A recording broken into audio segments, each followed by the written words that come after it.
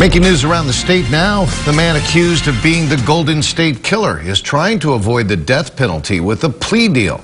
Jessica Minch reports now the proposal may not be an easy way out from his trial.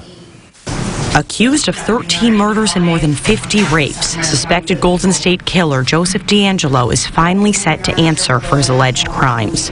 But according to a court filing from his defense attorney, he's now hoping to avoid a trial. This dismissal motion filed in Sacramento County Court late Monday says he would plead guilty to his charges in exchange for a lifetime sentence to put the death penalty off the table. It might be best to just resolve it now. The cost, not just in money, but in time and happiness, that will be drained out. That never comes back. Attorney Mark Reichel points to the $20 million this lengthy trial is expected to cost taxpayers as one of the reasons to take a plea deal. He says at 74 years old, DeAngelo would likely die of natural causes anyway, before facing the death penalty.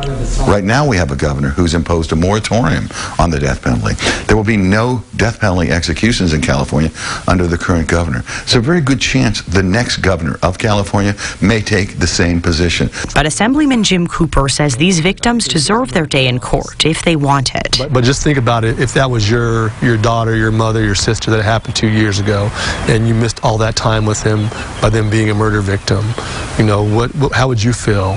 So, I mean, we've got to think about victims here. It's not always about the suspect. Cooper wrote a bill to reimburse counties for the cost of the trial, shifting the burden to the state, but it failed in committee last year. He's reintroducing the bill ahead of the planned trial.